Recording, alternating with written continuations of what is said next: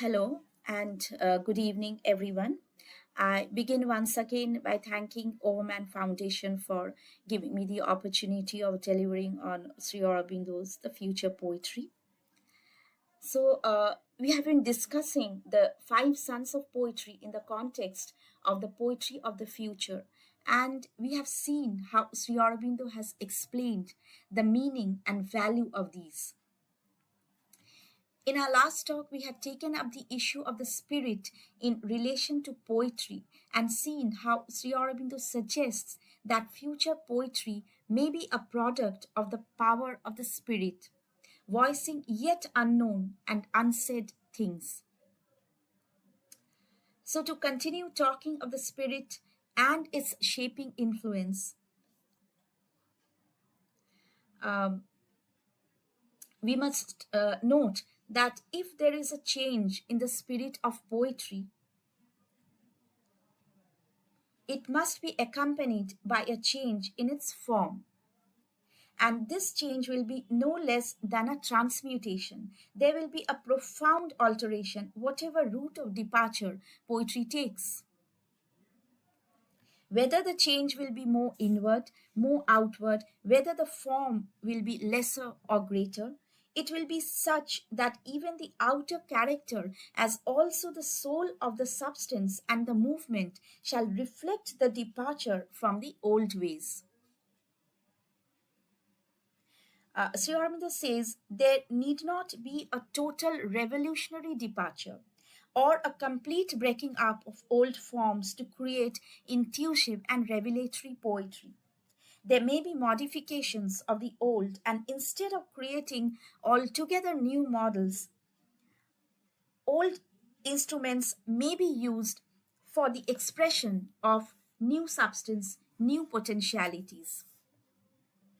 There have been revolutions in poetry in the past, and the poets who made significant departures yet kept within limits of the normal and the established and received action of the poetic intelligence, at least to some extent. Today, the human mind is in the process of a great and rapid upward and inward movement, and to all purposes, it seems that we are breaking out of all past familiar bonds. And it's not all that surprising that in an attempt at a completely new creation, the human mind may break and completely do away with old molds which pose as restrictions to its widening intelligence. At and it may wish to replace the old forms with new, unprecedented ones, which may be expressive of the freer, vaster, subtler spirit that's preparing to come. So the mentality labors for a new body, a new mold, to house the new spirit and is not satisfied in mere remolding of the old. Sri Aurobindo says a certain departure must be allowed, and the technique of poetic creation may be transformed for giving room to constructive figures of a finer and ampler poetic idea and a changed soul movement. And Sri Aurobindo discusses how far and in what way this kind of departure will be effective for the new changed vision in the three main forms of poetic creation, that is, the lyric, the drama, and the epic. So, we shall take up for discussion the drama and the epic first and see what novel forms, what newer fitting molds can be created to reflect the new spirit in poetic creation, to express the spiritual change of coming times. Sri Aurobindo talks of two dramatic types. One is what he calls the drama of life. Here, the dramatist presents mainly the external events and incidents of life and the moral and manners of society. The life and life soul are also the theme of these plays, portraying the life and its workings and passions of the characters. So we may consider the plays written during the Restoration age in England, the comedy of manners, sentimental comedy, um, or sentimental plays, as examples of dramas which depict the life and society and men and manners. Next, we have what Sri Aurobindo calls the drama of ideas or idea power. As the name suggests, ideas are given importance and priority over mere incidents, and characters are used as instruments of the idea power and are made agents of the conflict of ideal forces, out of which arise perhaps the great tragedies of human action. So, Shakespeare's plays, especially his great noble tragedies, may serve as examples, and also perhaps the later day drama of ideas, where the theme or subject, that is, the idea or thought, is more important. There have been great achievements in this field, but in modern times we find a paucity of good and great dramatic creation. And Sri Aurobindo finds the reason for this in the inability of the poetic mind to decide between these two motives of drama or to find a suitably great form for it. The modern mind has also failed to a certain extent in effecting a fusion of the intellectual and the life motive, which could have been a good dramatic rendering of the modern way of seeing man and life. But the modern poetic imagination could not successfully bring it about. And Sri Aurobindo observes that all recent dramatic writing which has been effective is done in the form of prose. The problem play, for instance. This is perhaps suited to the interests of the intellectualized modern mentality. But this is not where dramatic art should culminate. The spiritual change that is taking over must affect the intention and form of the drama, as also of other poetic forms. And the evolution of another kind of drama is just about begun. As we see, there has been a reproduction of past molds, but that takes away from the vitality and does not fully reflect the living mind of the age. But now there is seen a more inward and profounder movement in this field, which might replace this imitative method by a new kind of drama. And what are the features of this new dramatic poetry? Sri Aurobindo says that this attempt at a novel dramatic art shall be predominantly characterized by the lyrical motive in spirit and form more than the dramatic. There has been an attempt to create drama of the soul, but with the soul itself for the real stage. So we may consider Sri Aurobindo's plays here, for instance, say Perseus the Deliverer, and there are others also. But there is needed greater power for making the characters living personages more than unsubstantial types or figures of allegory and parable. There is also needed a freer aesthetic stage for the play of a greater vitality. There is now the limitation and obstacle of the external realism in the path of the revival of the artistic theatre, Sri Aurobindo says. But the new attempt of the dramatists to overcome such limitations is a good enough index of the direction that the creative mind of the future will take. But that is not the whole of it.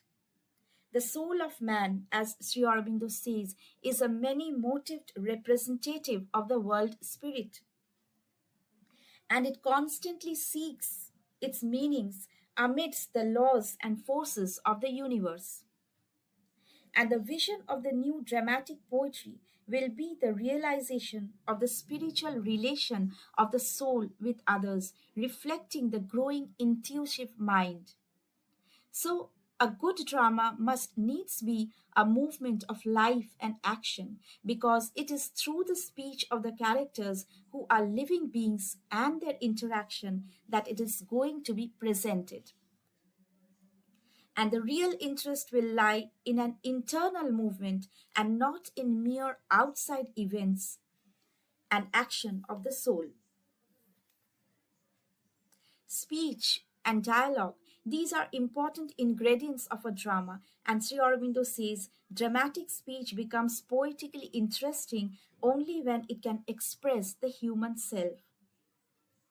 And dramatic speech must represent something more internal than the life soul and its pageant of passion and character. And that is one way in which the drama of the future will differ from the normal romantic play or tragedy that we are acquainted with now. External events and action, whether in abundant measure or sparingly, will be a feature of the drama of the future, but these will serve only as outward threads and indices.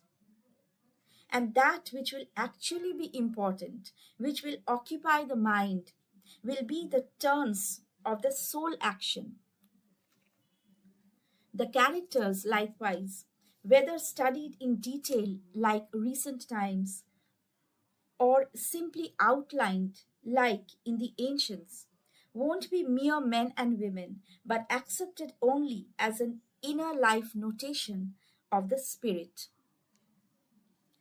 Future drama shall more be characterized as the stream of spiritual self revelation, where passions will only be indicative as colors and waves on this stream and not be the central stuff. The personage of the drama will be the spirit in man, and the development of the life relations will be along spiritual lines, and the culmination will lead to some solutions of the spiritual problems of existence, which are at the root of all maladies.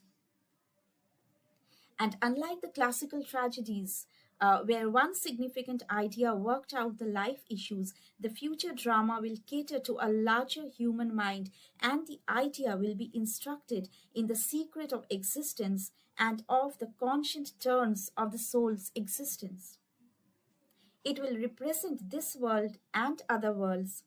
It will project the actions of men and as also the purpose of the gods. It will show man's dreams and realities, his struggles and sufferings, and also the victories of the spirit.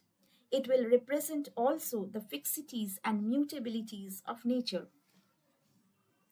And here it will not be limited by any lesser idealism or realism or old and new formal conventions.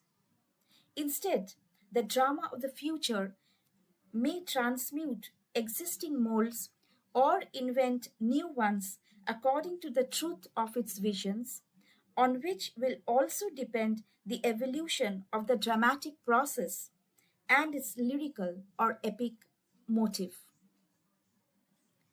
This is the most suggestive clue for the new forms of the future drama. In Sri Aurobindo's verse, and I quote, the drama will be no longer an interpretation of fate or self acting karma or of the simple or complex natural entanglements of the human life movement, but a revelation of the soul as its own fate and determiner of its life and its karma, and behind it of the powers and the movements of the spirit in the universe. Unquote. So, this is the characteristic of the drama of the future, according to Sri Aurobindo. Now, let us turn to the other poetic form, that is the epic and narrative form of poetry and see what transmuting changes will be brought about in their spirit and intention in the hands of future poets. Sri Aurobindo here draws our attention to the past poetical narratives, which he says have been mostly simple or vivid picturing of life and action, a sort of transcript filled in by description of circumstances and indicating sometimes mood and feeling, and sometimes also with a moral significance or the development of an idea. In future narrative poetry, the story shall still be there, but as an occasion or form of presentation, but it will be informed by a profounder motive. And this will make a soul significance the real substance of the epic. Action and description of surrounding circumstance will still be features of the future epic, but action will be a vital indication of the substance of the narrative, and outer circumstances will serve to frame the substance and bring out its other suggestions. An intense narrative, intense in its simplicity or richness, will be the subtle art of this kind. And the needs of this inner motive will determine the appropriate structure of this art in the future. Sri Aurobindo says something in the line of this spiritually significant poetic narrative has already had its beginnings, attempting to replace the more superficially intellectual motives. In the intellectual constructions, the idea supervened upon the story, but in the epic narratives of the future, the story will be more the living expression of idea, and the idea itself will be indicative of the profounder soul motive. And Sri Aurobindo says the future poetry will follow this direction only, with more subtle inwardness. There will be here a greater fusion and identity of the soul motive, the indicative idea, the suggestive and significant description, speech, and action.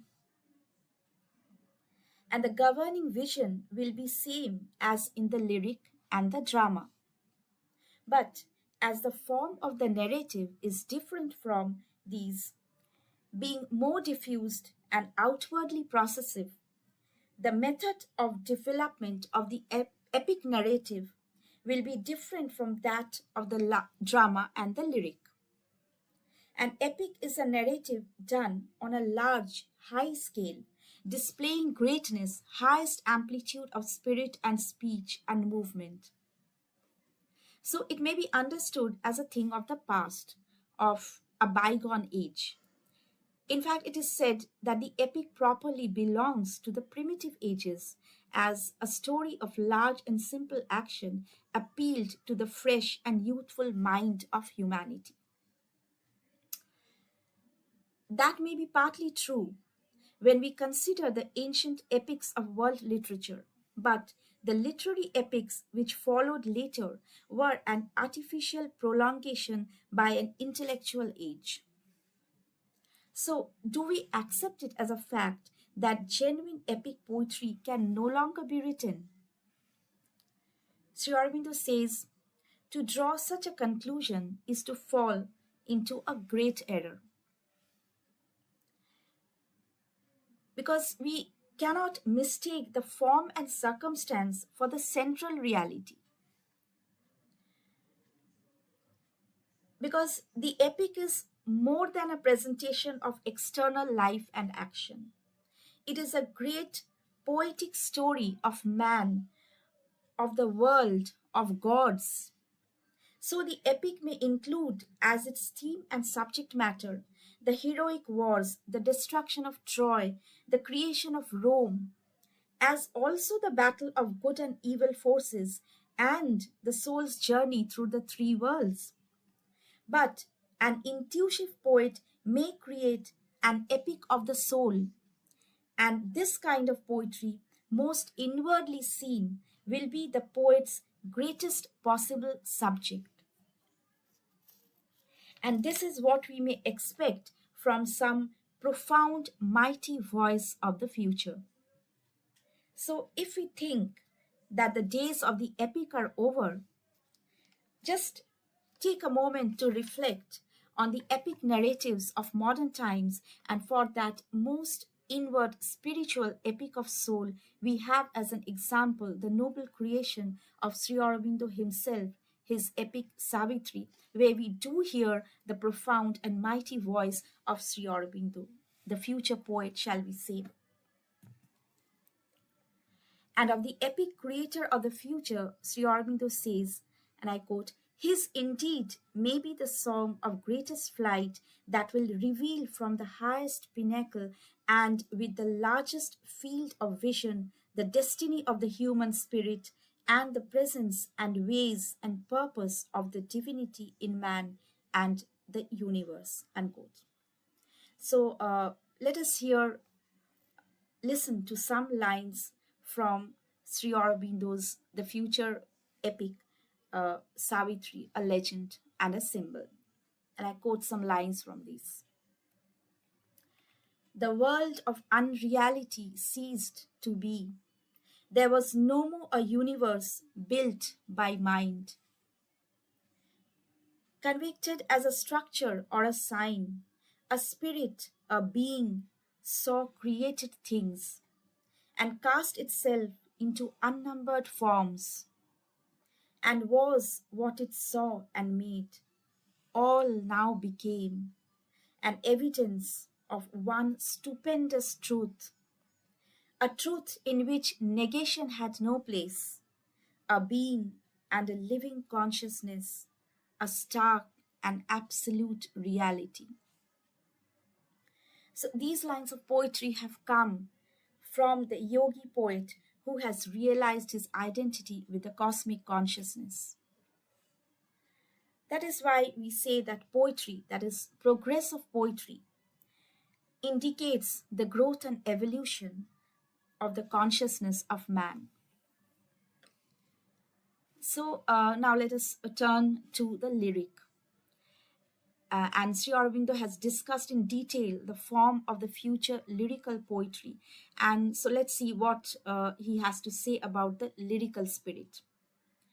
And in this book, he writes, and I'm quoting a long passage: "The lyric is a moment of heightened soul experience, sometimes brief in a lightness of aerial rapture, in a poignant ecstasy of pain, of joy, or of mingled emotion, or in a swift, graver exaltation, sometimes prolonged and repeating, or varying the same note, sometimes linking itself in a sustained succession to other moments that start from it or are suggested by its central motive. It is at first a music of simple melodies coming out of itself, to which the spirit listens with pleasure and makes eternal by it the charm of self discovery or of reminiscence." Unquote. So, a beautiful passage, beautifully explained what a lyric can be. So, we see the lyrical impulse is basically and essentially of the soul. And according to Sri Aurobindo again, it is the original creator of the song, the poetic form, and carries the possibility of a higher and a rhythmic intensity of self expression. It springs from the spiritualized emotion of the deeper, more penetrating sight and feeling. It captures and sustains all the cadences of the experience of joy, sets the measure of its feeling, and its sounds vibrate on the inner strings and are psychic fibers, Sri Aurobindo says. The lyrical impulse is something spontaneous, which is characteristic of the song. But the lyric spirit may also find its way in meditative poetry or poetry of thought and ideas, or even assume and epic elevation. The lyric may also utter the responses and communion of the heart to heart, mind to mind, soul to soul. It can also be part of a drama, and it can also move between suggestions and counter suggestions of mood and idea and feeling. Thus, from the simple spontaneity of the song to the highly elevated epic is the huge, wide range of the lyric. And this is possible because the lyric is the most flexible in form and motive of all kinds of poetry. And as we've already noted, the lyric is the original creator of poetic form, so others have grown out of it and are characterized by a more settled and extended speech and a more ample structure. At first, it was the song, fresh and spontaneous, the pure lyric outbursts. The song reflected the direct movement of the life spirit, the source of this poetic utterance.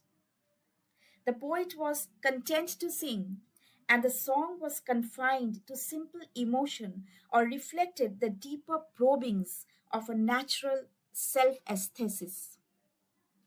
And the mold of the music was according to the feeling and emotion of the poet, the singer. Now, what happens when thought intervenes? The thought, when it intervenes, it takes away much of the rapturous movement of the lyric. So, we see in the intellectual ages, the spontaneity of the lyric is interrupted, and the poets sing less easily and simply. Lyric becomes more of a constructed art form, done self consciously. And these poets, with the power of modulation, moved thinking, and emotion, arrive perhaps at a consummate literary perfection. But the failure here of the lyric is due to the fact that too fine and developed an intellect cannot recover the first fine, spontaneous rapture which the original lyric poet sang about. Its loaded tones and measures cannot keep the memory of the original creative spontaneity. Only a rare few who are born with the pure lyrical impulse can achieve the pure lyric. At the root of the original lyrical impulse is the simplicity and spontaneity of the soul's emotion, and only occasionally, at the hands of the true poet, can they have a chance of recovery. But often these are replaced by thought and complex sentiments and feelings. Instead of the freshets of song, we have the elegy and the ode, blossoms of a careful culture, as Sri Aurobindo says. Yet, something of the power and sincerity of the lyrical mode is retained, though penetrated and rendered grave by thought. The lyric poetry of ancient classical times was confined to some highly developed forms with perfect technique, and the poetry was sometimes grave or sometimes lighter and at the service of the reflective poetic intelligence. But the derivative, so called classical ages, which are classical by imitation, exhibit a great poverty or even an absence of the lyrical element. The cold, observant, scrutinizing reason obviously does not favor or help the lyrical impulse to blossom, which withers in fact under these conditions for lack of sincerity and confident self pleasure. It can only be revived when the wider intelligence attempts to get back to some joys of the intimate powers of life and the lyricism of the heart, and this can come under the impulse of the romantic movement. So, the return to old forms of the lyric is by the aid of the imagination, and we have the simple movements and forms like the ballad. So let us listen to some lines from a very famous ballad composition. The troubled river knew them and smoothed his yellow foam, and gently rocked the cradle that bore the fate of Rome. The ravening she wolf knew them and licked them over and over, and gave them of her own fierce milk, rich with raw flesh and gore. 20 winters, 20 springs since then have rolled away, and today the dead are living, the lost are found today. So these are from the very famous uh, Lays of Ancient Rome by Macaulay. So we see there are great variety of experiments done in form, in meter, or there are modifications of old structures. There's also seen the attempt of the thought mind to turn to the sincerities of emotion or to bare simplicities of thought and feeling, and the expression of all shades of sensation and emotion. This type of lyric produced by the developed intellectuality tries to recover the spirit and manner of early lyrics. But there is a great difference between the two kinds, evidently. The pure lyric is shaped entirely by the feeling, and the thought is just its accompaniment. In the works of the intellectuality, the thought comes to occupy the primary place, and the form also is a deliberately intelligent structure, unlike in the pure lyrical impulse, where form too is a spontaneous creation of the soul. The thought intervenes and determines, and to a certain extent, even sophisticates the emotional movement of the lyric, which is produced by the poetic intellectuality. So the result is that here, even the simplicities seem to be willed simplicities, and the final produce may boast of many triumphs of aesthetic satisfaction, but lost are the native tones of the soul, which could produce the pure lyrical feeling. Yet, it is in the lyric that the new spirit in poetry is more likely to express itself. And Sri Aurobindo says, in the lyric, the new spirit will become aware of itself and feel out for its right ways of expression, and to discover with most adaptable freedom and variety its own essential motives and cadences. But in the beginning, there will be simpler structures and forms, and later on, there will come its greater emotions and ampler figures in the drama and the narrative, perhaps. For this, there has to be a transition, and it will be a transition from the lyricism of life weighted by thought to the lyricism of the inmost spirit, which is beyond thought, but may make use of it if needed.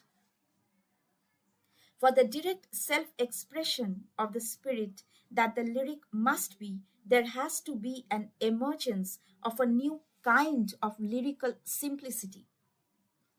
And Sri Aurobindo says this may not be mistaken for the directness of superficial emotions, nor for the moved truth of the thought mind seizing the emotion to bring out its thought significances. Here, there are two sincerities, pure and absolute. One is the power of life's native intuition of itself, which will result in a direct and obvious identity of the thing felt and its expression. And the other is the power of identity of the spirit, when thought, feeling, and life become one with some absolute truth of our existence and their own. And an intermediary power between the life and the spirit may be the power of the sincerities of thought, But this power to become truly poetic must fill itself with the sense of the life or the spirit or link them together. And Sri Aurobindo observes that in the transition phase, which we have just mentioned, there is a notable endeavor to present life in the utmost clarity, almost stripped of the abundance of thought or the reflective intelligence.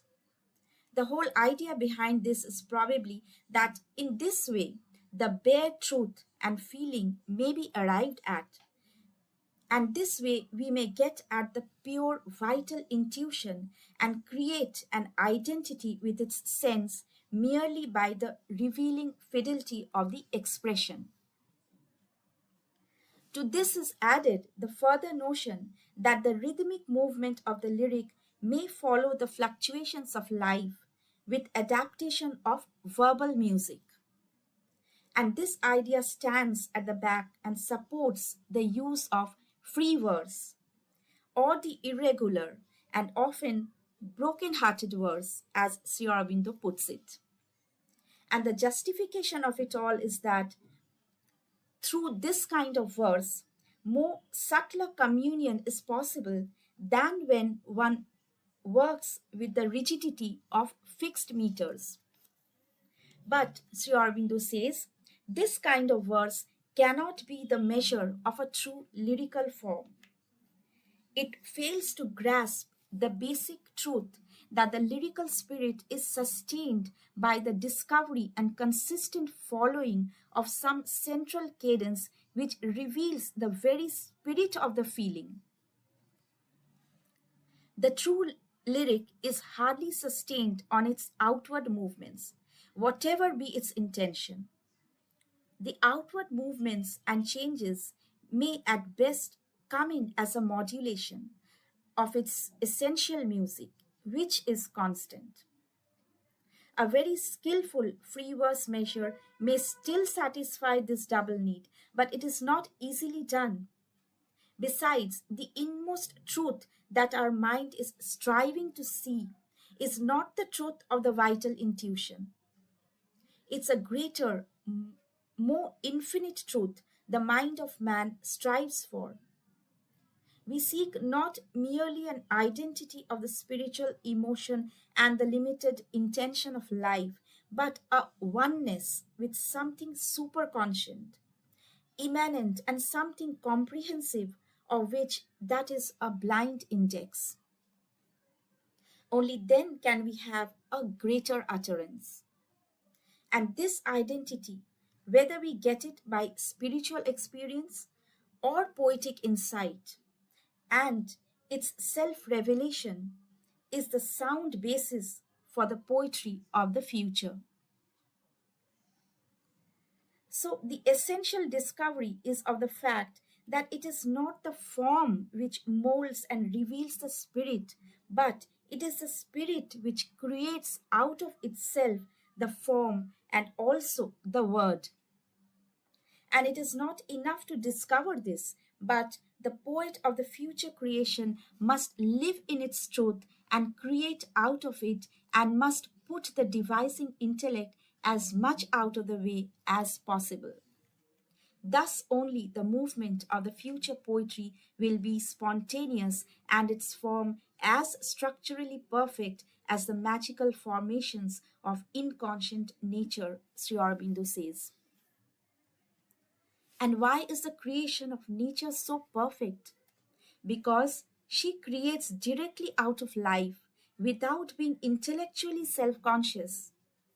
In a similar fashion, shall the spirit create perfectly, directly, out of itself, spontaneously, because it is a supra intellectually all conscious power. So, shall we say, spontaneity and supra intellectuality are the keywords here for the spiritually natural creation which are being slowly visible in present poetic efforts? Sri Aurobindo says, and I'm again quoting him, the decisive revealing lyrical outburst must come when the poet has learned to live creatively only in the inmost spiritual side and identity of his own self with the self of his objects and images, and to sing only from the deepest spiritual emotion, which is the ecstasy of feeling of that identity, or at least of some extreme nearness to its sheer directness of touch and vision. So, let us listen to some very lyrical lines in translation from one of the, we can say, finest works in Sanskrit literature, the Geet Govind of Jayadev. And he writes, O Radha, alas, how enchanting springtime is when the Malayan breeze arrives and impetuously embraces the tender creepers.